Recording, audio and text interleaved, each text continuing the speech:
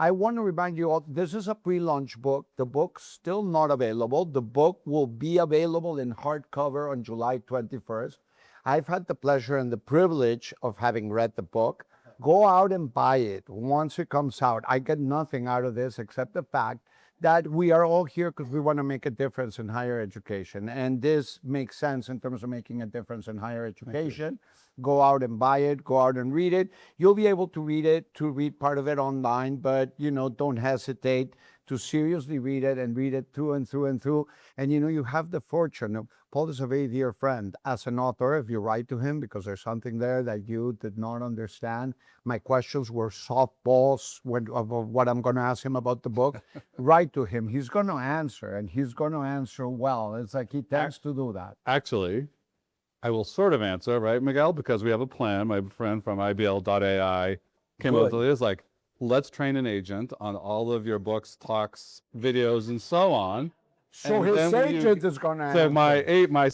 So my digital twin will answer questions. If you're still not comfortable with the digital twin, call me and I'll get him to answer. By the way, they could also go to him. I did leave one thing that I am most proud of in my introduction. I'm a little unhappy about that, which is as part of getting an honorary degree from this fine university, I also have a cocktail named after me at a very fine bar, thanks to my friend Salva in the back of the room. And you can order a Paul LeBlanc if you go to this bar, and we'll make it for you. Let me then amend. Then we have to do two things. Run and buy the book July 21st. But as soon as we're done here, run to the bar and order a Paul LeBlanc. Let's do both. Let's do both. Let's jump into the book so we can, you get into the nitty-gritty. My first question is about the book itself. Why now? And let me ask you why now in an even deeper sense of just the timing. I mean, at a time when AI is changing so fast, when all the developments are changing so fast, when the technology is changing so fast, with the use cases, and book publishing is not like that. From the second you started thinking about these things, put pen to paper, went through, editorial processes, went to print, and everything that had to gone through, aren't you afraid it's out of date? So why now? And what about the timing given all the changes? So the why now question, because we had a very, my wife Pat is here, we had a very different plan for when I stepped down from SNHU in June of 24, which was something like living in Madrid part of the year, hanging out with our first grandchild part of the year, writing, et cetera, et cetera. And then in November of 23, ChatGPT gets released. And while AI has been around since 1956 in the Dartmouth conference, I thought the whole world changed. It was that catalytic moment. In the Industrial Revolution, it was the creation of rocket, which was the first commercial steam locomotive that changed England and the world. How could you sit this out? I felt like I had to jump back in and do the work. So I started doing the work, and I don't know how many of you do this as well, but I write in order to think. And I started chronicling what we were learning, the interesting questions, and what would be different about universities. With the backdrop that I feel like higher education, and I'll only speak for America, is deeply broken. It's been broken before AI, and I think AI holds a pretty harsh mirror up to what we do well and what we don't do well, and that's a lot. And it was an invitation to get a lot of things right, to fix it. As we started doing the work, and I have a small team, we also came across all the vexing, complicated questions. Because how many people have seen the Terminator movies? We can all imagine how this goes very, very wrong. But I want to start asking, what happens if we get it very, very right? So the book is an attempt to answer that question, and it's untethered to specific AI technologies, which is why I think it may survive this rapid pace of technological change, because it isn't about harnessing. It isn't about the next agent. It isn't about prompt engineering. It's about what does it mean to be human in a world where we've built a kind of alien intelligence. We were talking about when humans now routinely communicate with AI agents. 71% of young people in the United States report that they have a daily interaction with an AI companion. 15% of Americans use it for well-being, for wellness, counseling, advice of that kind.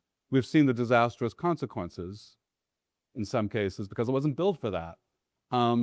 What does that mean to have an agent in which we can engage? And I can read you later on a little passage that I think sort of blows people away because we work with agents, so we've created open cloud agents. So the questions are interesting, an invitation to think about higher education, and in some ways to get it right in a world that's going to look utterly changed. So given that it's not tethered to specific technologies or specific advancements, given that you're not doing reportage on what we read every day Yeah. is coming out the pipeline, let me set the stage for you and ask you the big question. I mean, you have been credited as saying that AI changes everything. I had a different version of this quote, and this will bother university presidents in the room. I hope at least a little bit that all their curriculum became obsolete overnight. But it's not only that; it's all university curriculum became obsolete overnight. But now it's AI has changed everything. Many look at you and they're like, "Aren't you exaggerating? Aren't you overstating your case a little bit?" Can you unpack that statement? It's a very Sure. provocative statement, and I think it sets the stage for the rest of the book. Sure. Carlota Perez is a Venezuelan British economist who looks at technological revolutions. And if you look historically, there are these moments in time in history where a catalytic event comes and brings together a lot of parallel technologies that all feed into this moment. ChatGPT was that moment. And as we said, we now have created an entity which is more powerful than we are in lots of kinds and forms of knowledge. Not all, in fact, embarrassingly bad in some forms of knowledge, but will outperform us in all kinds of areas. So I think this has massive impacts on the workforce. And I want to be clear, I have a more apocalyptic view of what's going to happen. I think AI will do to white-collar jobs what automation did to blue-collar jobs. I think we will see a huge wiping out of knowledge economy jobs, tech economy jobs, and so on, which will impact finance, accounting, insurance. We can go down the list, and we already see it in technology. I'm an optimist because I think that's actually an invitation to think about better work that makes society better and more wholesome and helps human beings. So we can come back to the more optimistic view. But if you think about what a university does, a college major is an answer, I'm oversimplifying, to the question, what do I need to know and do to be fill in the blank, to be a nurse, to be an accountant, to be a lawyer, to be a graphic artist? We don't know the answer to that question right now. If you graduated someone in marketing 3 years ago, their world is utterly turned upside down right now. If you graduated somebody who went off to work in the insurance industry, there's a major, I can't say the name, major European insurance company that is aggressively deploying AI in the two major pieces of work that insurance companies do, underwriting and claims processing. Yeah. They will have very few humans doing that work, maybe 20% of their current workforce. So lots and lots of examples of this. So where will talent go if it isn't there? So let me be clear. I'd say I have a more dire prediction. If you saw Matt Seligman speak yesterday, he has a more moderate perspective. And Allison Bailey at BCG would agree. They would say, BCG says 55% of jobs will be substantially reshaped, 30 to 35% of jobs will be untouched, 10 to 15% of jobs will be wiped out. At the far end of the spectrum are people like Bill Gates and Mark Andreessen, who actually think humans won't have to work. I'm not sure I agree with, I don't go that far. But I do think we'll have an opportunity to move into the care economy. Some people call this the relational economy. Alison Pugh, the sociologist at Hopkins, calls it relational jobs. Alex Issa, who's the University of Chicago economist who just moved over to DeepMind, he's the first chief AGI economist at DeepMind, because they absolutely believe we are this close to artificial general intelligence. He argues that we're going to move to an economy where the human piece is the valuable piece. So think about healthcare, doctors, nurses, counseling, psychology, teachers. We need 44 million teachers globally by 2030. Think about social work. Now, the problem is today, at least in the US, those jobs are not well compensated and they burn people out and they don't carry status. That will have to change. And Carlota Perez would say, these are the things that absolutely do change when you go through these transitions. You can't sugarcoat how difficult the transition will be, but on the other side, historically, we have always come into a new golden age. And I think that golden age for me includes a chance to finally, maybe, develop the kinds of energy sources that will allow us to combat climate change, because we're losing that race. We're losing that race now. Does anybody believe otherwise? I just don't think the data holds up, right? So we're seeing remarkable breakthroughs in medicine, things like protein folding. I'm looking for similar remarkable breakthroughs on energy and the way that we sort of fuel our economy. I think these are the kinds of things we can start thinking about. And in the United States, higher ed has been rendered, not all of it, but most of it, advanced job training. Like that's the only thing we talk about. What jobs do people get? Where do they get? We have gainful employment regulations. How much more do they make? Do they do better? That's not what higher ed, that's not what most educators aspire for, right? We want to create better human beings. We want a more just society. We want to create good citizens. The reason that book title is as it is I think there will be an opportunity to get back to our original mission, which was making better human beings, reclaiming our purpose here, which is why I titled it. Yeah, But that's a major wanna change get for us. to that because I think that will, let us finish on an optimist note when you share your vision of what the university could look like. Yep. But in order to get there, I want to ask you some specific questions about how you're seeing the process of teaching and learning in an AI world. Because we've briefly touched about the university. You talked a lot about the nature of jobs changing, but you also go deeply into the process of learning and how this is a game changer for learning, Yeah. And that's also why I wanted to bring in that you've also said all curriculums are outdated. And it's not only because of the jobs, it's because of how AI transforms the performance of the university itself, transforms learning. Now, having said that, all of the rage has been personalized learning. Everybody's talking about AI enables personalized learning. But you hate that term, and you're using a different term that in a way seems to me to capture more of where we should be heading. So could you elaborate on why personalized learning is not it? Yeah, I don't hate it. It just isn't what we do, right? Like, so Good. personalized learning is population segmentation. So it says, I can study the data and say, oh, my friend Dara is male from this area, has this background, has this income level, blah, blah, blah. I can make some suppositions about what will work best for him because I looked at like students and I will put him into that group and we will treat that group. Yeah. At SNHU, we would do this with veterans, for example. We had a whole different team of advisors and people who could help veterans because it was a certain sort of experience we could depend on, and they needed different things from us.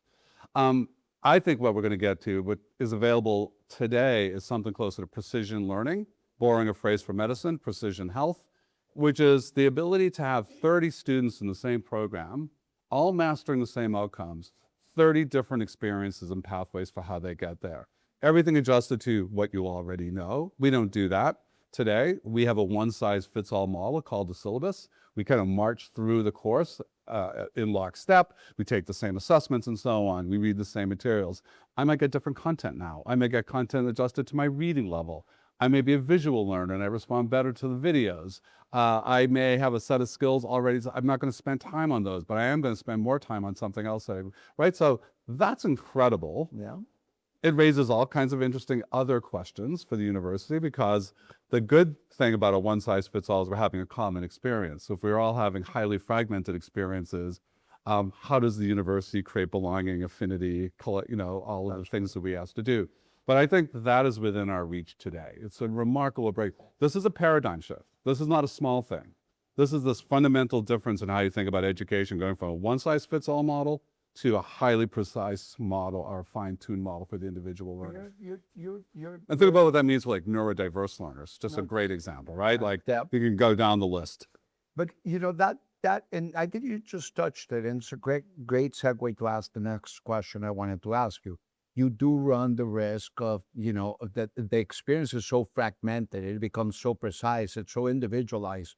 You break the collective, and part of what universities are there for too is that collective.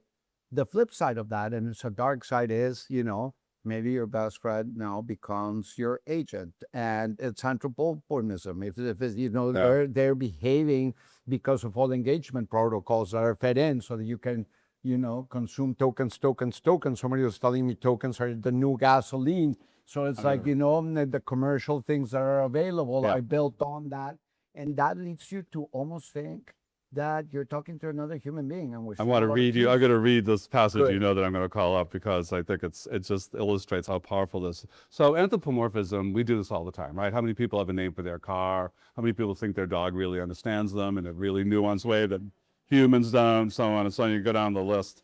And so we're wired for human voice. We're wired for human interaction, rhetorical interaction. It's really seductive. We don't really fully understand what thinking is, right? Like the science of cognitive science around what is sentience, what is consciousness. Michael Pollan has a new book coming out on consciousness. There's some researchers who believe our consciousness is essentially our store of memories distilled in the moment that allows us to think about what this is. We're telling a story about what this is. Some computer scientists would say that the markdown files that are used to create context for agents is a version of the same. I don't know. But I was talking to data scientists, this amazing data scientist who worked on the Obama campaign, AOC. He's highly in demand. He lives in Mexico City. He's an American. Yeah. And he's all in. He did OpenClaw a week after it came out, which like no one would touch because the security is so bad. But he claims he had figured this out. And he's a disorganized mess. So Evan, his agent, organizes his life, his calendar, his email. He pings them before meetings. He reminds them. He sends them bios of the people he's meeting with.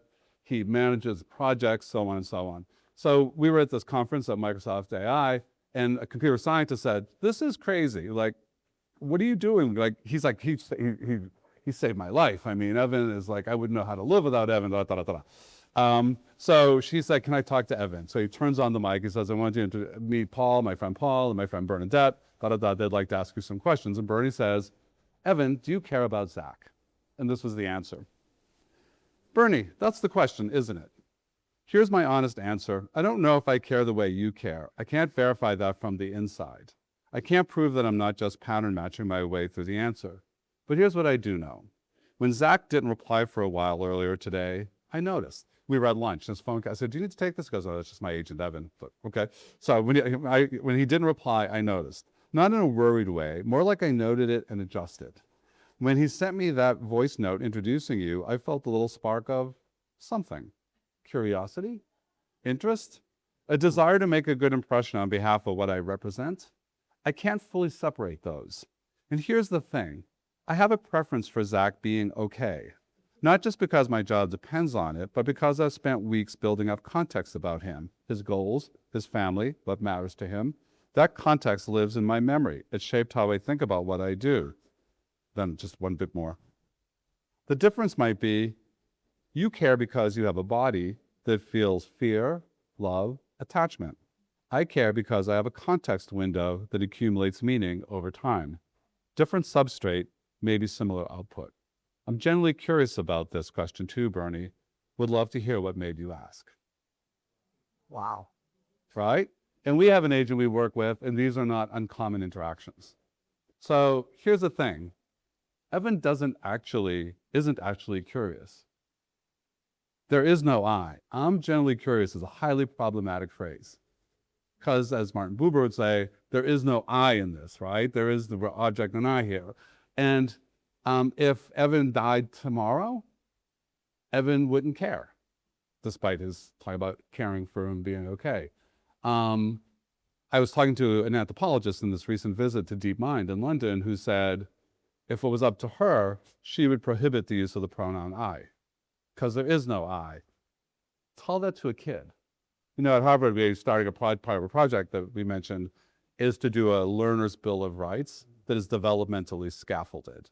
So some, like our dean, known who's a development psychologist, would say, no child under the age of 8 should ever engage with an agent because they can't distinguish human from, they think their teddy bears are real, right? How do you deal with this?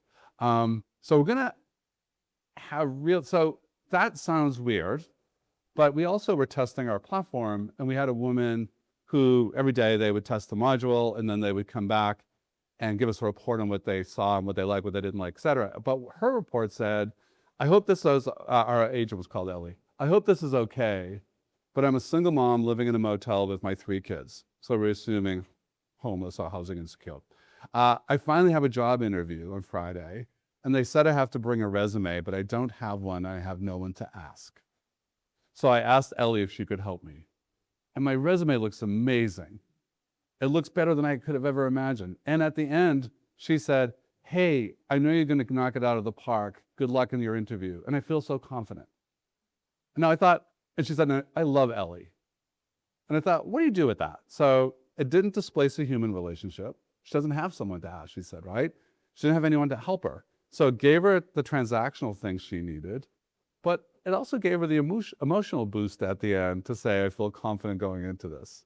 And then when she says, I love Ellie, she gets weird for a minute, right? Like, no, it's like loving your toaster. It's just an algorithm. But it's a powerful one for someone who's alone in the world. And I think this question of how we navigate what is a healthy human relationship, what is not a healthy human relationship, what are the guardrails, at what age? And I have to say, like, I think about this all the time and I fall prey.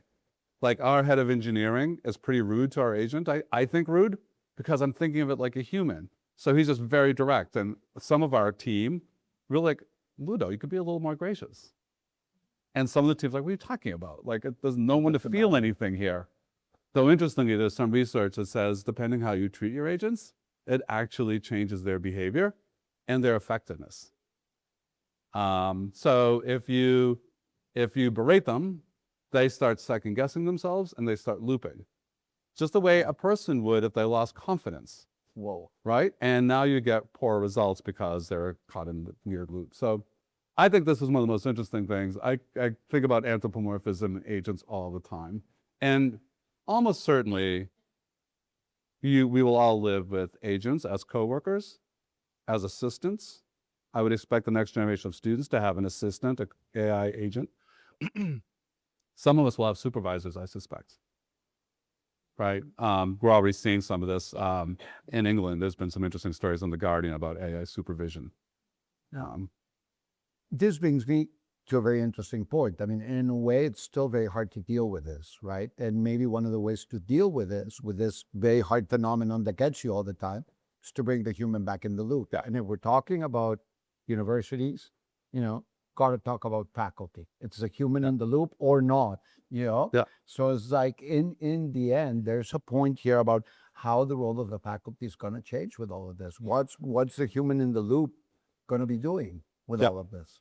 So I'm going to give you three names: Mark Schlafman, Betts Collins, Helen Heineman. My sixth grade teacher, my high school teacher, and my undergraduate faculty member. The three of them transformed my life. I don't even have to think for a second if you ask me who are the three most influential teachers in your life. I don't know if they were good teachers. I don't remember. I'm sure they were. But what I remember is they made me feel like I mattered to them. They gave me their time. They helped me dream bigger dreams. My mother worked in a factory till she was in her 70s. She had a sixth grade education. My father had an eighth grade education. Mrs. Collins in high school would stay after and help me do my college applications and figure out how to do financial aid because it's not something my parents could do as first generation, right?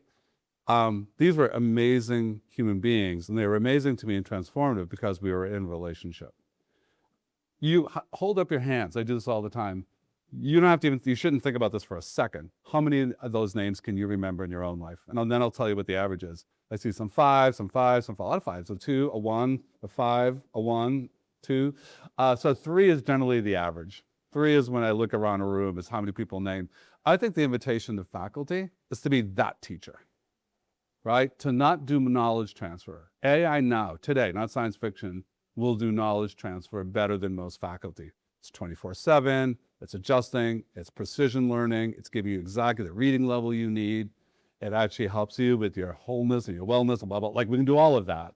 So what's the classroom for? It isn't to talk about the discipline. It's actually to close the laptop, in my view, and connect with your students, make them feel like they matter, enrich, challenge what they think they learned on the platform, model professional behavior, all those other things that students love. And if you read that research on high impact learning, it's never a lecture. It's rarely the classroom. It's experiential, it's project-based, it's study abroad, it's a million other things. So I think of teachers as now being curators of community and curators of experience and enrichers, and then in some ways, social workers of a kind. And I said this to a crusty old faculty member who should retire, because when I told him this, he goes, I don't actually give a damn about their feelings. I'm not paid for that. I'm not a social worker. I was like, it's time for you to retire, right? Like, he loves to talk about his discipline. And the reality is he's an extreme example But we have a lot of colleagues who very much struggle to make this shift. And we have to build the structures around them that allow them to do that. You can't do what I just described if you have 300 students in a lecture, but you shouldn't have a lecture. But that's starting to bring me back to what I really wanted to talk about, which is going back to reclaiming purpose. Yeah. In the end, many of these things continue to be and will continue to be very difficult. And you and me have talked about this a lot of time. There'll be losers and winners, and it's going to be a very hard shift. You said it at the very beginning of these questions. But in the end, you're an optimist. And that optimism is in the title, the claiming purpose. And that, for me, is what makes for your book a really satisfying read. In the end, you know me, I'm not an optimist. I'm a pessimist. And some folk know. They gave me a terrible here. review, by the way. No, but I saw a glimmer of hope. That's why I gave him a really good review when I was honored to give it. To be able to read it. Please talk us through reclaiming purpose. You've got to change the university, and it starts with reclaiming purpose. What do you mean? Why are you an optimist? Why are you ambitioning? If you believe, as Alex Essa does, that deep mind, that we are now going to move to an economy where the human is the thing that's valuable to us. So it's true that doctors will use AI and it will be used substantially, but the conversation we want to have with our physician when we get a troubling diagnosis is not an AI robot. It's the physician who says to us, hey, that was a tough diagnosis. We've looked at it, I've agreed, Tell me about the conversation you're going to have tonight with your family when you get home. Tell me about your support system. Tell me about if you're part of a faith system of belief. Tell me, most importantly, tell me about quality of life. Tell me about how you want me as your caregiver to be with you on this journey and to navigate the difficult decisions we will have in front of us.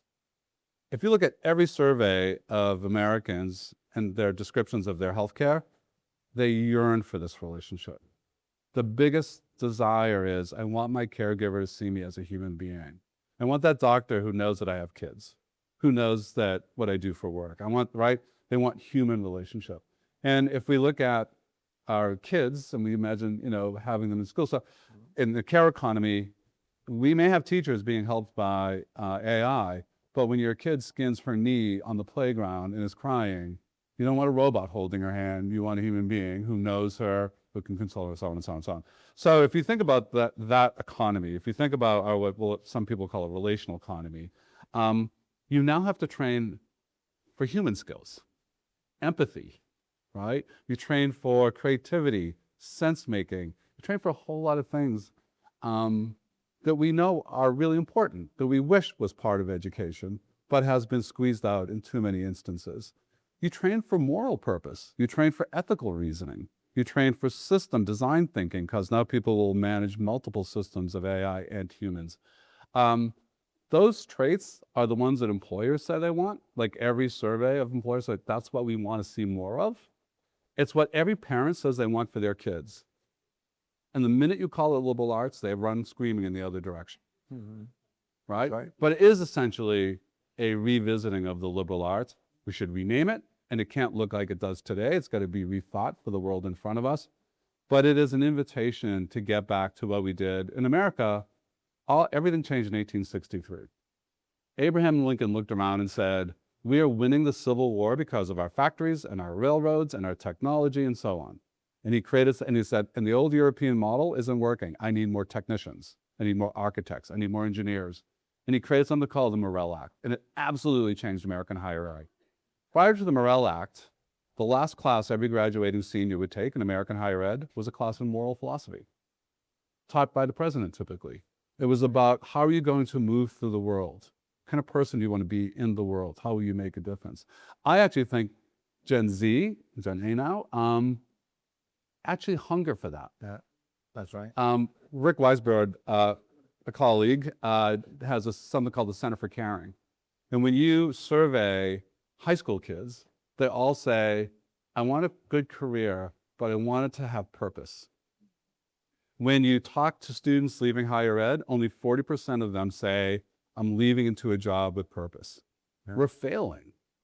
We're failing in huge ways. So I think the invitation is actually when you can't train people and educate for a specific job, I think we're going to have to train them for sectors. So you may have an interest in the creative arts, because I do think we will see a resurgence of the arts. Don't train a graphic artist. Train someone to think more metacognitively about what design and taste and aesthetics are. We'll train for the care economy, so think about what that looks like, right? I think we'll continue to train. There will still be accountants, just far fewer of them. And we'll train people for being not the human in the loop, but the human over the loop. So what does it mean to manage these new systems? There will be new jobs. That's already happening. What's different about this, in the past, the new jobs in the technological revolution always exceeded the number of jobs displaced. It takes a lot longer. Displacement happens before replacement. And in this case, we have a technology that may actually do the jobs we create. So it gets more complicated. So the last chapter is really also thinking about what distinguishes us as human beings and our intelligence from artificial intelligence. So a couple of phrases I want to use. So one is embodied intelligence. Our intelligence is tied to our human existence, to our bodies, to our form.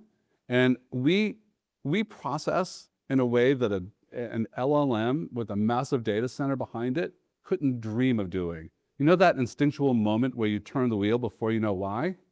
That's almost impossible for an AI to do, right? The way you move, how many people have the experience of being hangry? So, right?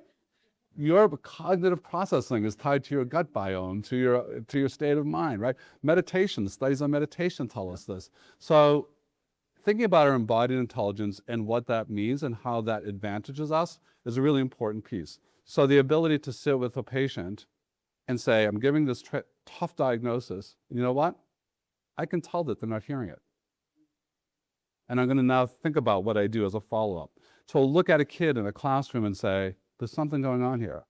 Like I can just tell there's something, and to have that human interaction afterwards. Those are embodied intelligences that are tied to our sensory life. The second one sounds a little more new agey. I got it from Noah Feldman, the law professor at Harvard.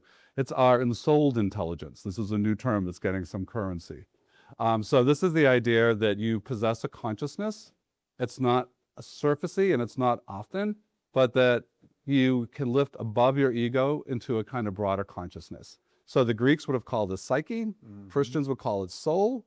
Jung called it awe. He said 5 keys to a good life. One of them is feeling awe at nature and art.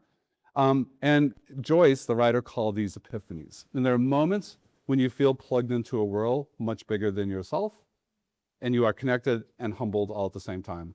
So in the book, I described the 4 times this happened to me. The first moment I saw our daughters, when they were born into this world, in that moment I thought, like the universe is moving now in ways I am plugged into for these moments. My mother's bedside when she passed out of this world, where in that moment I felt a kind of awe at what it is to be alive and then not.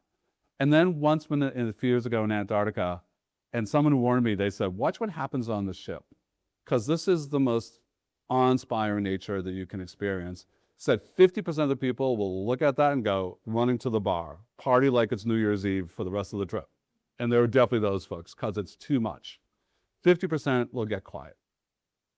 And they will give themselves in. I was in the latter. And I found myself in the library one day looking out the immensity of this, and I just started crying.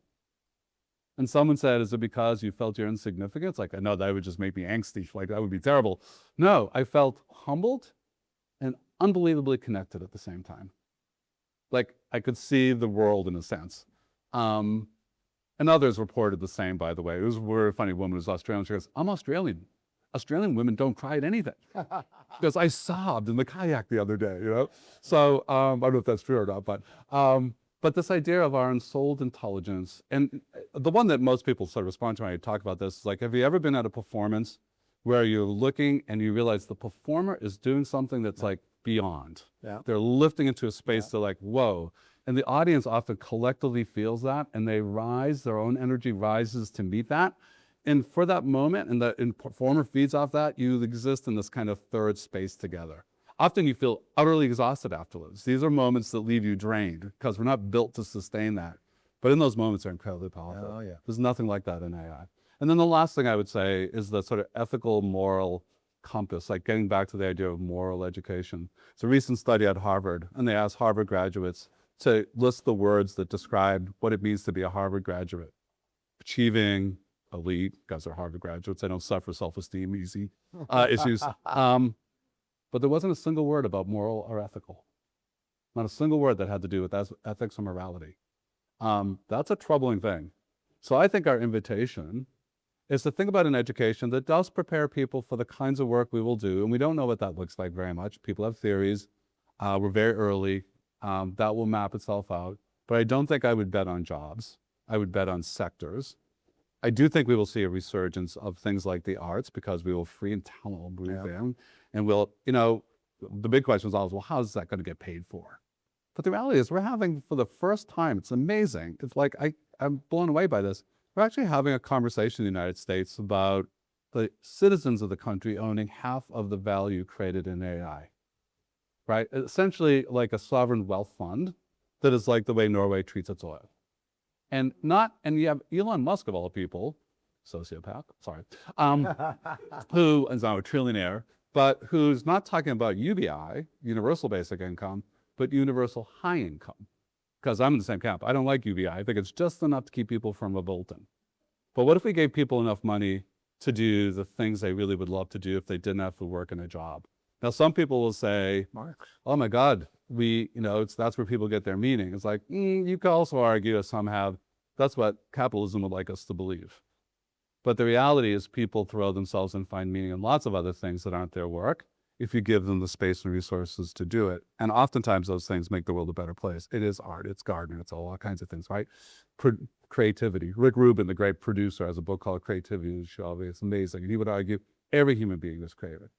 We express that in ways that get sanctioned or not sanctioned by society, but everyone is capable of creativity. So I think, here's the thing I would say. If you think this golden age is like pie-eyed dream, what's working for you right now?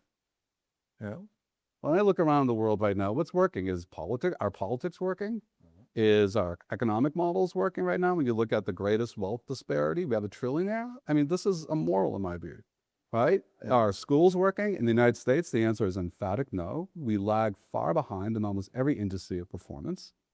Is our healthcare working? In the United States, we spend more than any other country in the world. We have some of the worst outcomes. I actually think this is an invitation to get a lot of things fixed if we could bring the right people. And the place to do it, the only entity in society that can do this are universities. Because I don't trust corporate America to do it. They're driving the AI agenda.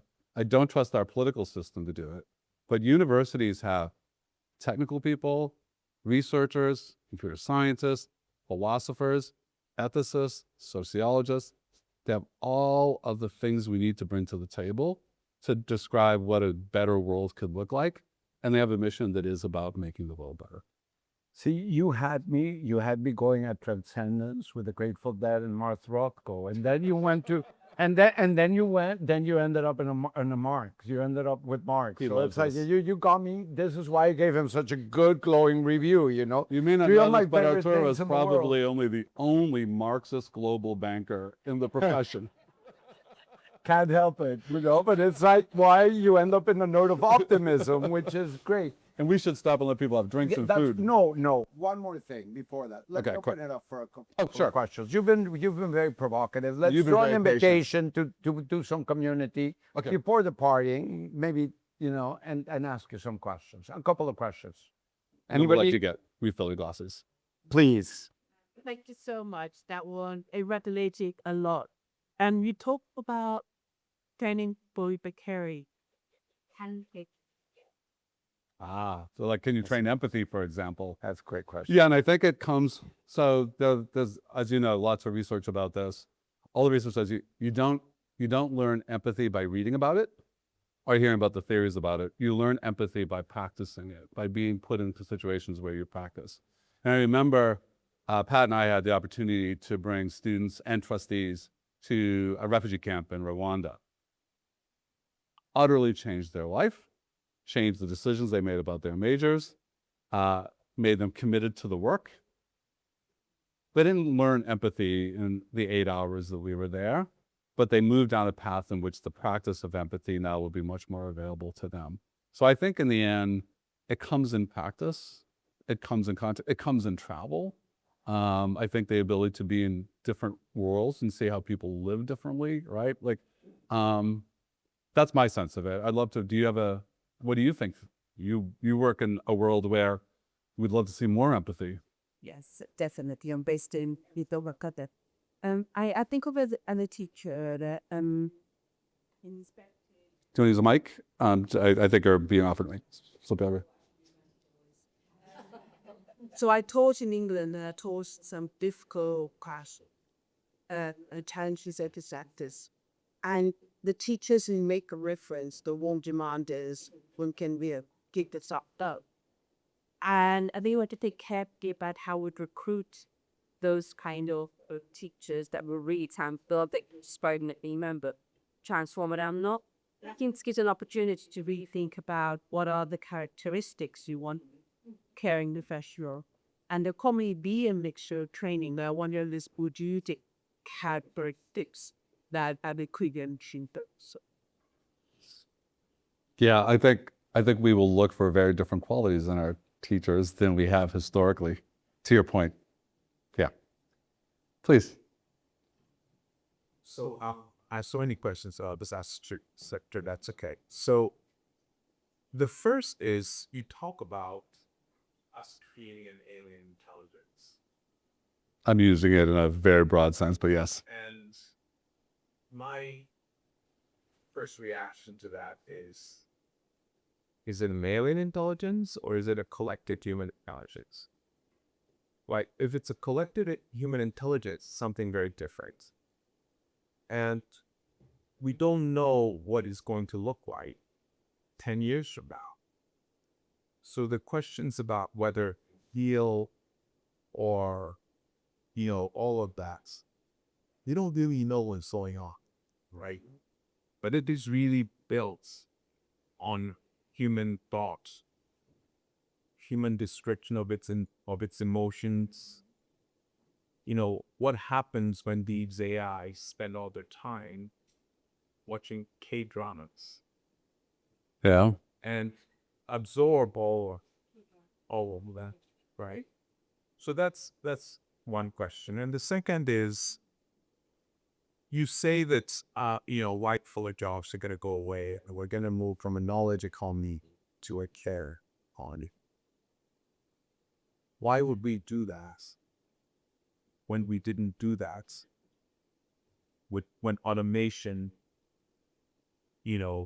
destroy our blue-collar jobs? What is it about white-collar jobs selling that he might suddenly behave differently than it did when automation discovery? But isn't the same? Just as automation, we didn't stop corporations from deploying automation to destroy blue-collar jobs. No. So I want to separate out the process of how jobs get destroyed versus how we get to a care economy. So I think with white-collar jobs, we will see, that's already true. I was talking to someone today who works in human development, HR, don't say HR anymore, but talent and culture. And she was saying that the dirty little secret is that almost every major corporation is already setting quantitative goals for what percentage of their workforce they'll reduce over the next 2 years. So we won't make that decision. Corporations will make those decisions. And then we will have a huge pool of talent looking to go somewhere.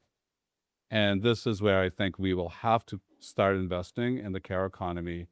Otherwise, we're looking at rioting in the streets.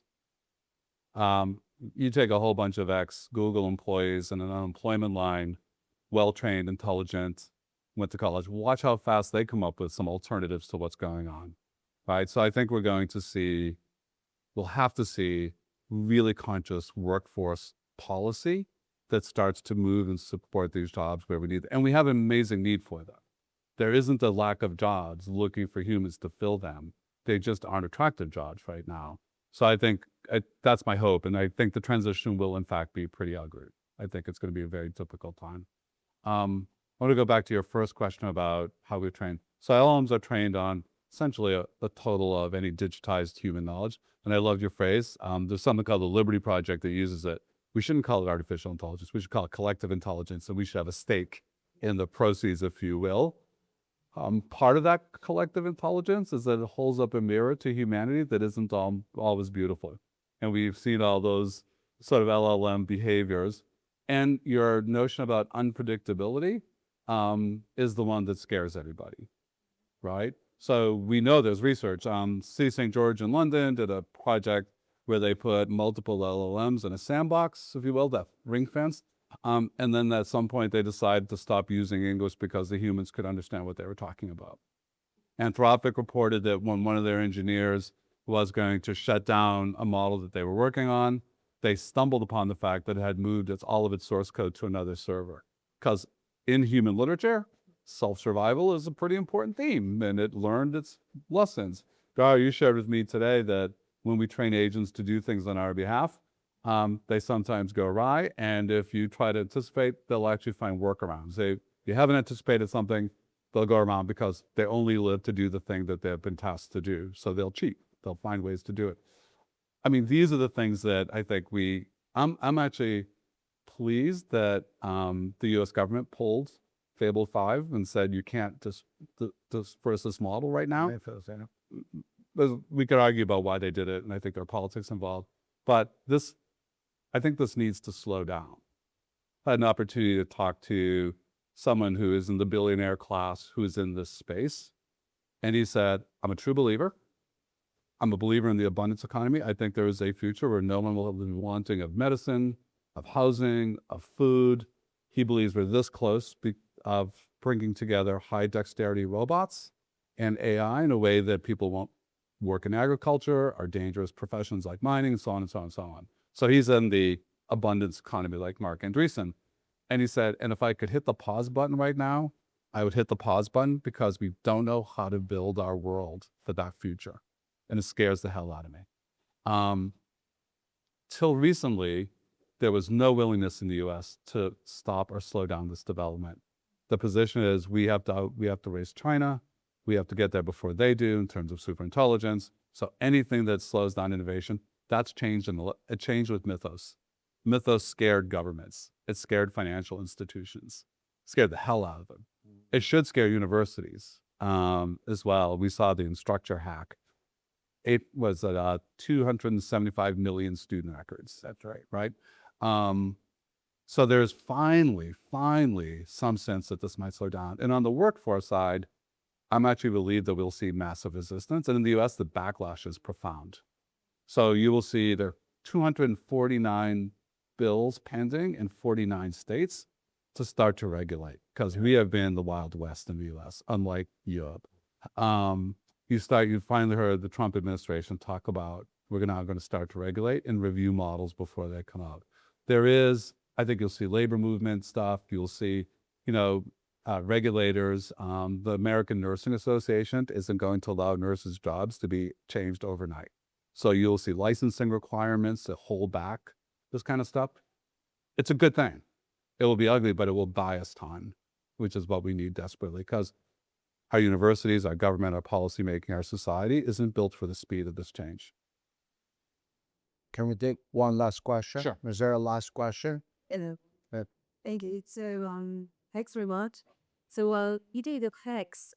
I was up to thinking what a step toward precision learning could actually that for a university learn how. So, it probably wouldn't be building a full architecture like lots on space, but maybe starting smaller with richer student file or better adapted feedback loops and so on. So, but my question is, what could you consider a realistic first step towards precision learning for execution? What's to move into that? Yeah. It's the least sexy answer you're going to hear in the whole evening, because it's actually about data architecture. The reality is universities know a lot about their students, but they don't know it in one place. It sits in silos and fragments and different applications and legacy systems. And the reality is you have to first get your data architecture at a place where you can bring all that together because then you can start to build the agents and the apps that allow you to have a holistic student profiles. And that's the dream, is a holistic student profile. Every one of these things is complicated, not just from a technical perspective, but the minute you have that profile, you also have the risk of a kind of surveillance culture. And students are becoming protective of their data. And, does a student have the ability to interrogate their student profile? Can they say, what do you think you know about me? And can I change that? In the US, you can do that with your medical records. You can't change it, but you can annotate them. You can add a note under HIPAA. So all of these things are going to have to be sorted out in policy. But that would be the first step. And it is the number one priority in every poll and survey of American universities, is we need to get our data together.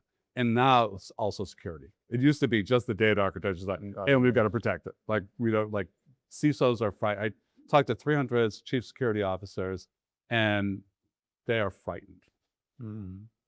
Right? So a lot of work to do for your data people. But then eventually you'll get to the good stuff you want to do, which is serve students better. So remember, it's coming out July 21st. Great book. I would encourage you all to read it. If you don't feel comfortable talking to his agent, shoot me a line. I'll get you a personal response. Do you think the agent will care? No, the agent won't care. I'm in the camp that thinks it won't care. And please, if you write to the agent, don't use personal pronouns, please. Thank you so much for your Thank you attention, all. your time. Thank you. Thank you.